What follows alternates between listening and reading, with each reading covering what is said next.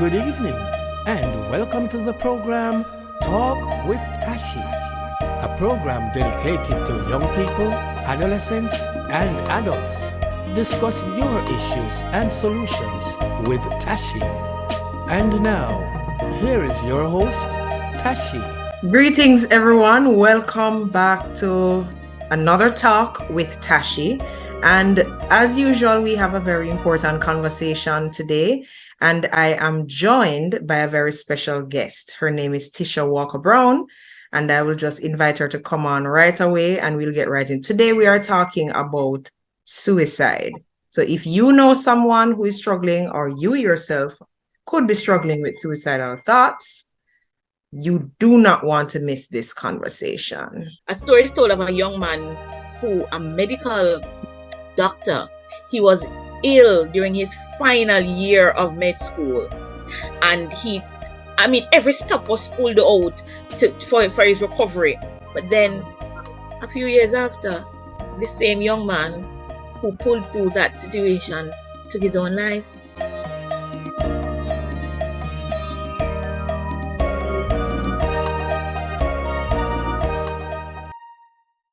Are there always warning signs?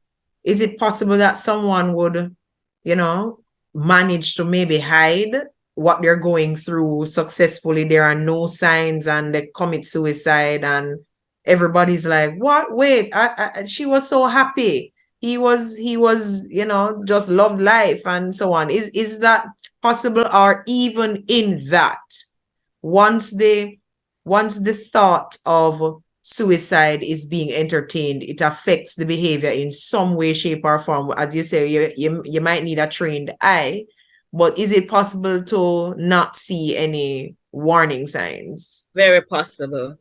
Very possible. And in most situations, you when you talk to the loved ones, they never see it. They wouldn't tell, and so yes, it is possible. And there are times when you find that people mask what they're experiencing. Wow. And so particularly if they're happy-go-lucky and they're overly happy-go-lucky, sometimes we need to sit down and examine, can you be so happy-go-lucky 100% of the time or most of the time? Because we're all humans and we go through different, things in life that will cause you to, some days that you feel more down than you feel the ups.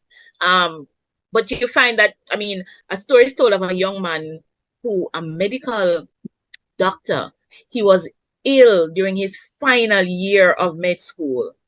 And every step was pulled out for his recovery, his mental health state. And he was very optimistic about his recovery because he wanted to go do his finals and to get the exams done and all of them something there. And he pulled through something that, would have killed him, didn't.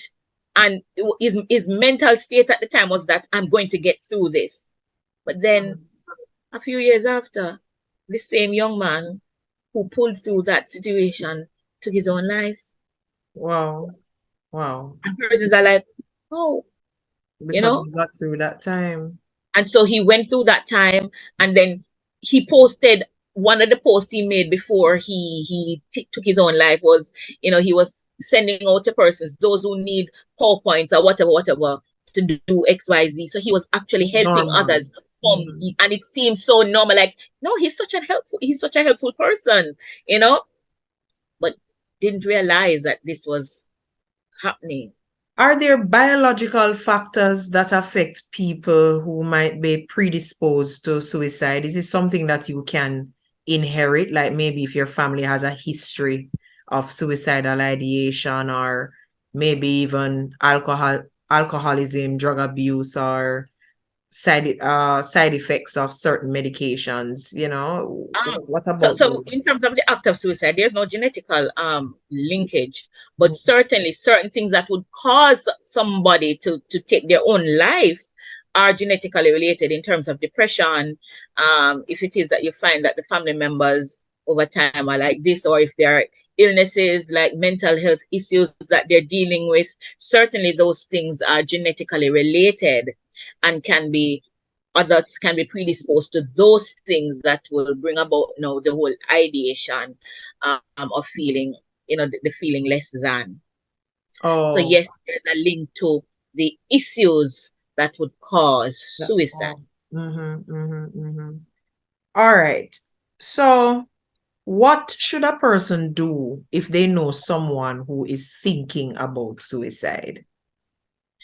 Importantly, look for some of the telltale signs that would have spoken about. If it is that someone would have lost their job rather, and you realize that they're not their usual self. If it is that they've lost a relationship, they're not their usual self. And these things were, and all the other things that we would have spoken about earlier, and these things would have been important to them. Mm-hmm. If your child comes home and reports that they're being bullied, don't take it lightly. If a child comes and tell you that they're being abused, or if you as an outsider notice that there's abuse in the home, or things in the home that predisposes this child to these things, and you see these things happening, they may not voice that they are thinking about committing suicide, but you want to take them aside. You want to be able to have that conversation with them. What's happening with you? Tell me. I want to know because I want to help. You listen to the train of the thoughts coming to the fore. Many times in counseling, many persons won't come to you and they won't come immediately and readily say, that I thought about suicide. But based on the conversation that they have with you, they tell you that this is so how do you feel about yourself? Mm-hmm. And you ask that question, and they tell you things like, I don't really know why I'm here. I don't think nobody loves me. I don't think I am contributing anything significant. When you hear those things coming to the fore, after Mm-hmm. you've, sought to intervene, then ask the question, do you Mm-hmm. ever thought of taking your own life? All right. And If you don't what want to use the word suicide, have you ever thought about taking your own life? mm-hmm. What should a person do if they themselves they are struggling with suicide? Important. If you are struggling, I implore you to seek help. Many times you may not want to because you don't know how people will look at you, or you may think that they will judge you. But I ask, find someone that is you can trust and talk with them. There are many churches that I would have mentioned earlier who offer counseling to individuals. Call one of those church offices and ask, can I speak to somebody? If you have nobody that you can speak with that would hold this in confidence, call and ask for someone at one of those church offices. If you can speak with someone, you can go to, for those who are in school, go talk with a teacher. For those who go to church, go talk with your pastor, go talk with one of the ministers or the leaders of the church. And I'm sure if they're not able to help you, that they will lead you to somebody who is able to help. Don't sit in silence and suffer.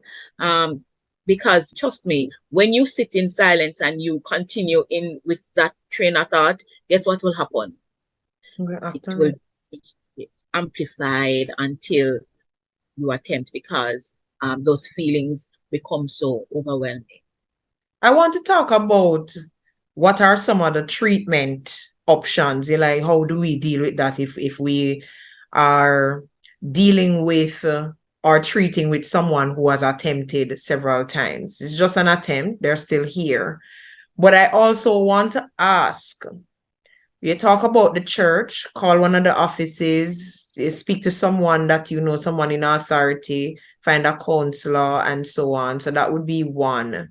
But what about is there any institution, organization in Jamaica, like a helpline that people could call and they can discuss their issue anonymously and so on? Because I find that persons who you talk about that whole matter of being taboo, they might not even want to present themselves in front of someone to talk. But is there, apart from the church, which I think is an excellent option, is there any organization in Jamaica that offers that kind of support?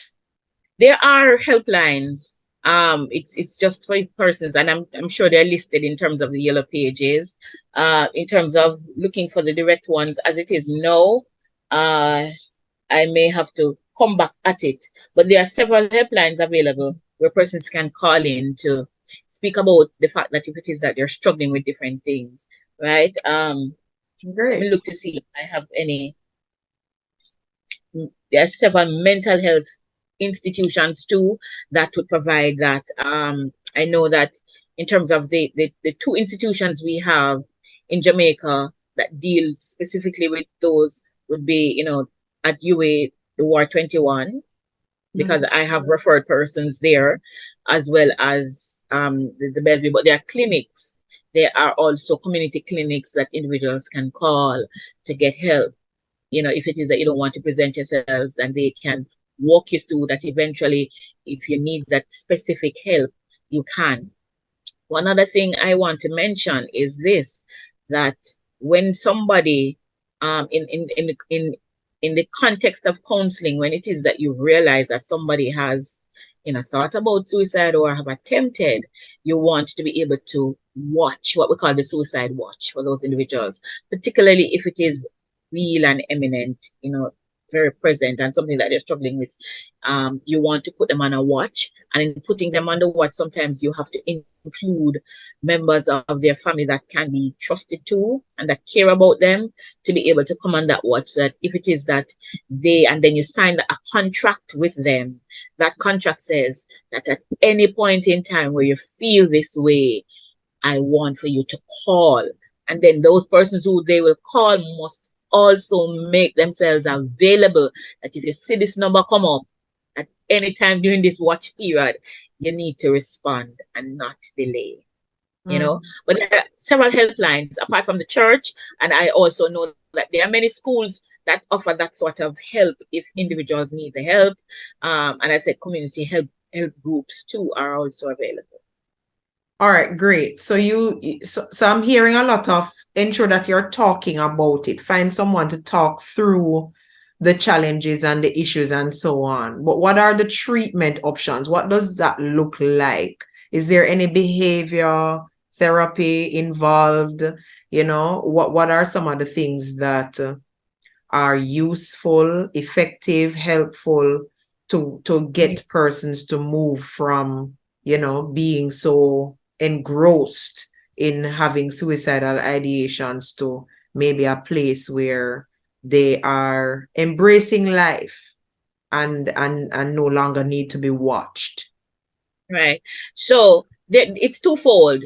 So you want to couple, particularly for severe cases, you want to couple psychotherapy that deals with the behavioral aspect and the behavioral modification and dealing with the mental thoughts and processes that's happening for the individual. You want to ensure that that is included. But there are times when the person may need hospitalization depending on the severity, and they may need medication depending on what is happening. So, for instance, someone is depressed. Certainly, there are medication that will assist them in calming them and dealing with that aspect of things. So, there are times you have to couple medication with counseling, right?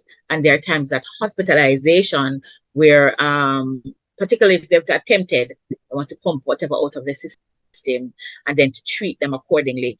And the best means, really, so you don't want to leave out psychotherapy, because that's where, and it's not just talk therapy, really, it's looking at behavior modification, right? And addressing what I usually use in my counseling in that respect is, CBT, and CBT deals with the cognitive behavioral therapy that is linked to the person's thought pattern and how what they think affects the affective mode, which is the emotion, then, and how that translates into behavior. Right. Okay. Is it possible that so you talk about the behavior therapy and CBT and so on. I am thinking about what if an individual, the whole matter of the medication, does that always work? And so I'm wondering if, is the medication intended to be temporary? So in other words, you are on the medication to help you with the depression at this point, but while that is kind of easing some of the feelings, so to speak, you are working through some other things in counseling. Is that the idea, or do people often end up continuing on these pharmaceuticals, and is there any side effect? Because sometimes I'm watching the TV and they would talk about some of these, sleeping pills, or pills for depression and so on, and they will name some of the side effects which might include the same suicide that we're talking about. So how does that work?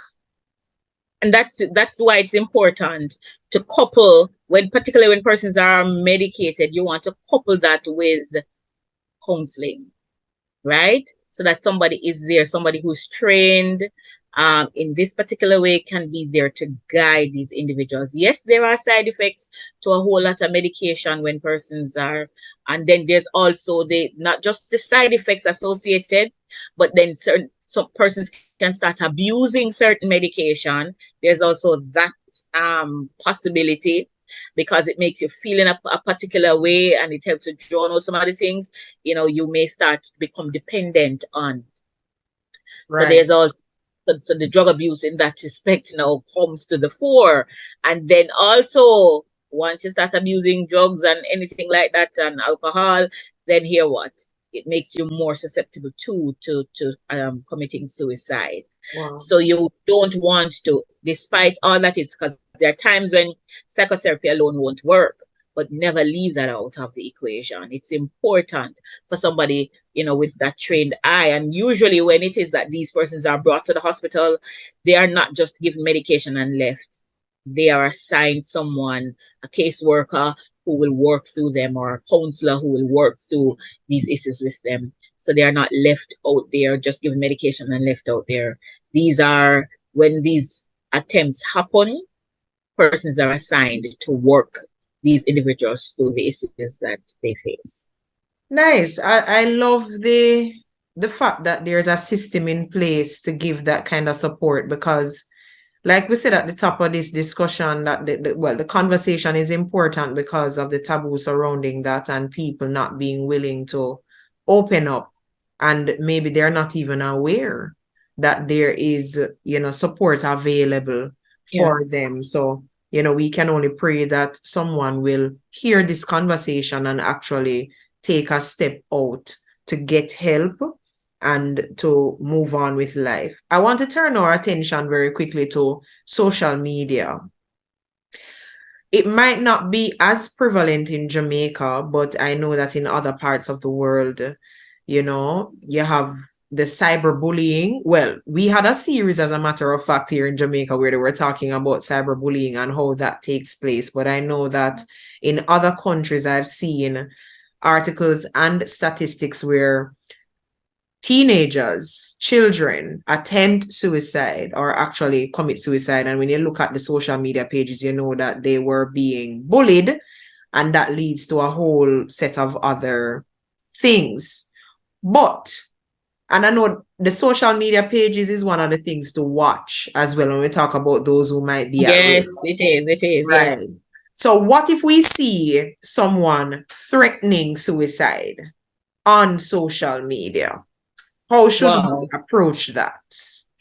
And this is such a serious issue, because if you see that happening, for those, because many times when it happens, people just laugh at it and probably start to fuel, because that's how social media is really.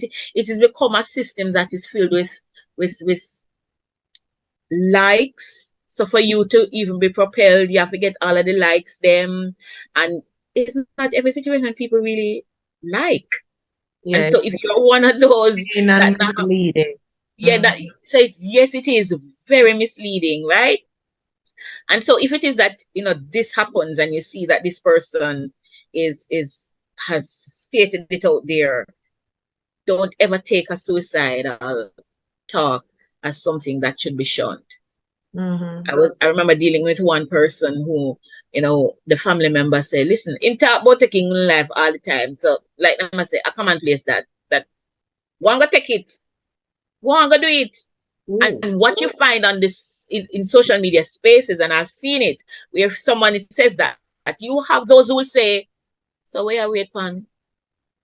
And many will follow that trail to say, go and do it. We want to see it. You have those who will do that too because they want to, the drama, the live action, and all of these things. Nobody really get the sense of appreciation for life, the sanctity of life, and the importance of seeking help for these individuals.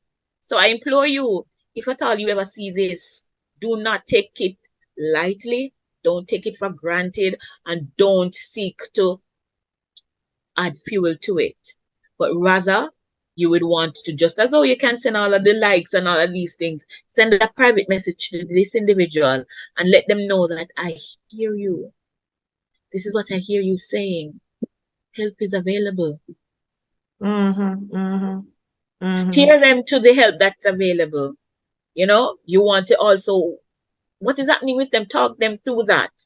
You may say you don't know them, but many times you don't know people, but we send them several likes or dislikes or whatever it is that, them, all of them emojis and all of these things, right? But what is happening is that we are so, or our lives have become so public. Everything is out there. And so persons are now coming into your space to have an opinion on anything that you do, where they don't necessarily need to have an opinion on. And so, particularly if you put yourself out there are many persons who will do the cyberbullying, and those can certainly affect individuals and how they see themselves, because somebody else is out there and they're getting all of the likes and the love, and I'm not getting it. Why? So it's a real thing, and it's not something that we should take lightly, because it is where the world is going now. If you compare our generation to the generation that is now, you find that these people are highly into the gadgets, and they are into watching those reality shows and the reality this vlogs and the blogs and the vlogs, and all the names that are out there. I don't know all of them, right? So I have teenage boys, and many times I have to ensure that I guide them, because some of the lifestyle they see portrayed on social media, and for sometimes they say, "Mommy, why we need to go to school and study? Why we need to do?" So whatever is being portrayed seems to be so nice and real and ready and quick. And some of those same persons are struggling with whole heap of mental health issues, right?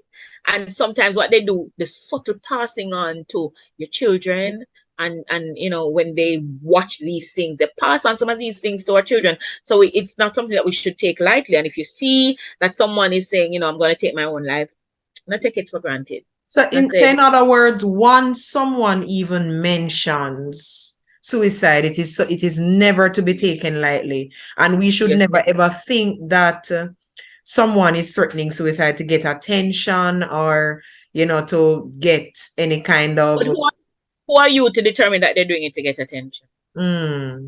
So just take it serious, look into it, and ensure that things are all right. Listen to me. Some person may say him talks all the time, or she talks all the time. It means that they're thinking about it, and one of them time they may attempt, and they may be successful.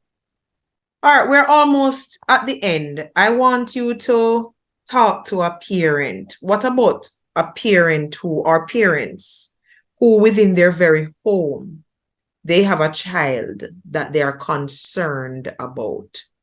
Child was attempted suicide, and now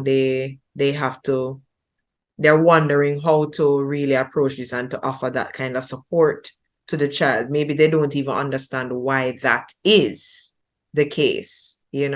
What are some of the things that you would invite the parents to do? What are the conversations that the parents need to have among themselves, between themselves, mother, father? What are the conversations with the rest of the family member, with that child? Or just kind of talk to that home situation. What kind of hope can you offer there, and advice, tips, practical things that they may be able to do? Importantly, I want to say to parents, pay attention. Many times we get so busy with all the things that are happening in our lives, and we think that we're providing for them, and we think that we're doing the best we can by them. But are we really paying attention to what is happening to our youngsters? So I want you to pay attention. And what does paying attention mean? because it may mean different things for different persons. Paying attention means that you need to engage in conversations with your children and ask them. So you realize that certain things are happening, they're becoming withdrawn, or certain things that they used to find interested, they're not finding it interesting anymore, or you realize that they're engaging with certain type of friends that don't look too nice to you, or they may be stepping away from friends that they used to have, that sort of thing. Just pay attention and look out for the cues that will say something is off. And if you find that something is off, then talk to them. Don't say, I'm going to wait for them to come to me. No. As a parent, I say to you, go to them. Have the conversation. Initiate the conversation and ask, what is happening? We notice that this happened. We notice say you do this. Talk to me. What happened? I want to hear what is happening. And really talk to me. Right about no, I'm not gonna judge you. And it's important for you to also tell them that in the space here, no judgment.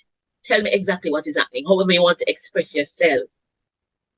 And when they do that, listen. So paying attention also means that you're going to be listening to them, listening to the cues. And it also means that you're going to be opening your eyes and you're going to look out for things that are happening. I am a mother of 3 boys, 3 different personalities. And I know that I have to have, how I have the conversations with them is different.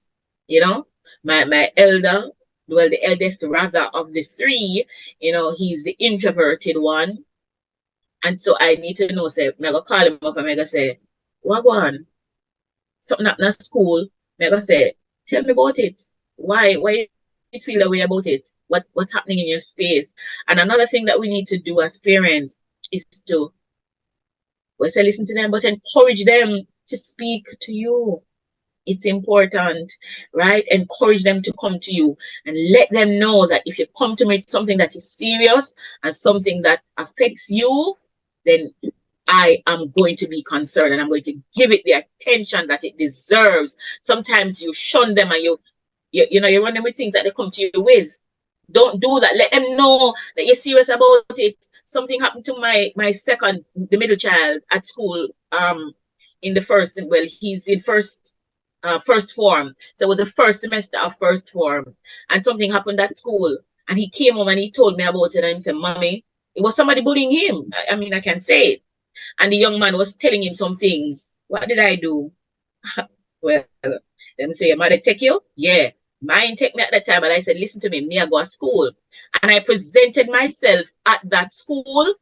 And I went to the form teacher. And I went, 2 teachers I had conversations with. And they asked him to write the report. I said, make sure you write the report and send it in. And then guess what I did? I also followed up, because when the teachers told me that they were going to do X and Y, I followed up to say, what happened as a result of this? And here what I also did. I went back to my child and constantly, what is happening? Tell me what go on. You understand? So we need to have those conversations, and your children must get to a space, even if you're not there yet, get to the space where they can come to you and have the conversations with you. Sometimes what we do as adults or as parents is that we say, pick, they must know them place, and so we put them in a box over there, and we say, now come to me with certain kind of conversation. But yes, certainly we ought to know that we're going to guide them about the conversations that they should have, but they must feel free in coming to express themselves to us. If they come and they tell us, or they tell us they're uncomfortable with something that happened, or somebody and look on them a particular way, or talking to them a particular way, or touching them in a particular way, take it serious. Don't play it off as nothing. All right? So I ask us to, as parents, to pay attention. I ask us as parents to listen, look for some of the cues that we spoke about here, and I ask us as parents to notice what is happening with your child. You know them, and you know when things are off. So if you pay attention, you will know when the things are off to be able to address it. And one other thing I want to say, even as we close, is this. As mothers, do not ever let your boys, particularly your boys, feel as if they can't express themselves and they can't express themselves emotionally. And when they cry or when they do certain things, yeah, sissy, yeah, you label them as that, and so they don't come out and want, they don't desire to express themselves because you would have put in them that it is wrong for men to behave in a particular way. And when your girls come and they are expressing themselves too, don't run them and say chat too much. Listen to them again. So it all boils down to that one thing: pay attention. And pay attention means all of the other things, the offshoots thereof. Right, right. All right, thank you so much. It has been great. I think the only thing I would wanted to just mention briefly that I think you talked about it, the whole matter of mental health concerns. How can people take care of their mental state? Just generally. And if you need help with, just how because as you spoke there about the responsibility that the parents have and some of the things that they need to do. I can only imagine a parent with 3, 4, 5, 6 children and having to really just give them the time. I know that God will give them the grace because, there are gifts from God indeed. But the parents and adults and, even our teens or youth also need to just how can we quickly take care of our mental state just to avoid unnecessary stress and stuff like that. Self-care is one of the most important things, and many times we are all guilty of not taking care of the me, as parents. So yes, I would encourage parents to have individual time with your children. You spend time with each of them, but when you spend time with each of them, there's burnout for you. And so I talk in a general sense that persons need to understand that when it is that you have things that are stressing you out, you have things that you're struggling with, do not sit in silence and suffer, but get help. And it also means too that you need to take time to care for yourself. Mm-hmm. It means there's some days I lock my door because it get to my head sometimes. Mommy, this, mommy. Yeah, man, and I lock my door and I say, right now, I lock out of my space. And in that space, I get whatever rest. And there are times when I will go to my husband and I'll say, dear, I'm really tired. I need your help. Because sometimes, the majority of what is to be done at home rests with the mothers, and so you have to create that balance. And there are times when you're stressed out at work or you're stressed out at school. What do? You need to take some me time. And parents, yes, your children deserve me time too. And in the same breath too, if you're struggling with a mental health issue, or you probably not even know that a mental health concern because of how people label things now. And when people are struggling with certain things, they don't want to talk about it, because it's not necessarily that you have the suicidal ideation right now, but there are other things happening now where stress you out and you're not talking about it. Go talk to somebody about it though. You understand? Just run it by them and say, waiting about this. What do you think we could do in that situation here? And not go to nobody where you know not going to help you. Find someone who will help you and sit and listen to you and mention some places, because you may not necessarily want to go to your medical doctor, but your medical doctor is also available to talk to you if you have that relationship with them. You may not necessarily want to go talk to your pastor, but one leader there for those who go to church. And for those who don't go to church, you may have somebody in your family that you can call and talk with and share something with and say, listen, I struggle with this. Or it may be somebody at your workplace that you respect in a particular way and you want to go. So don't sit down and say, oh, I'm not going to talk to nobody because I don't want nobody to know my business. And many times our men are more susceptible to this than the women in not talking about the issues and the things that affect them. And they sit down and they say, if I talk to another man, I'm going to look like me a sophos. I encourage you to go talk to somebody, man. And wives, when the husbands come with the issues, don't think say too much, right? Well, I don't want to know about that. I want to know about the money. Right about now, the water have to pay, light have to pay. All I'm saying is that for individuals, self-care is important. So you need to take care of yourself, right? And we know the whole thing when you go on a plane, they tell you put on your seatbelt first. If you Yes. don't have to put on your mask well before you help anybody else. So for you to be able to help others, you must be in a position where you're helping yourself, right? That's important. And then don't sit in silence and go through the issues alone. Seek help. That's right. And then, how can I Yes. leave this out? Pray. You can't leave it out. A Christian Amen. to talk. You have to go to God, and Him are the greatest helper of all, and can direct you to the source of help that you need. So go to Him and tell Him about the things them that troubles you. Yes. Tell Him about all of the And pull concerns you on your have. prayerful support as well. You need that. Pull on your accountability persons that are there if you have them, right? Those If sort you of things. don't set up that accountability framework in your life, it really is helpful. For sure. All right. Thank you so much, Mrs. Tisha Walker Brown, for having this very important conversation with us. My viewers, I hope that you have indeed been blessed and informed. And if you know someone, if you or someone you know is struggling with suicidal thoughts, you have been equipped with information as to how to reach out to them. Encourage them to get help. I encourage you to talk with someone, speak with a professional, go into any church and speak with a pastor, speak with a leader, a trained counselor. Trained counselors are all around and they will help you if you approach them. And if you do not have a relationship with Jesus Christ, I invite you to surrender your life to Him, because in Christ, the support is even greater. Because what the Holy Spirit can do in your life is far greater than what any other human being can do. But we understand that the Lord equips His people to walk people through. So even though you might get help from a counselor, a Christian counselor, the Lord is in it same way. That sometimes is how the Lord will use these trained people to help you get through. So get some help today. Do not take your own life.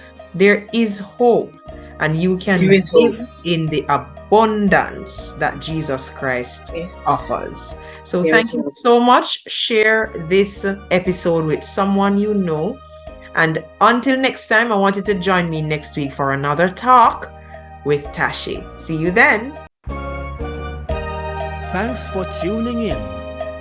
Do join us next week, same time and on this platform, when you can talk with Tashi. Until next time, do have a safe, blessed and productive week.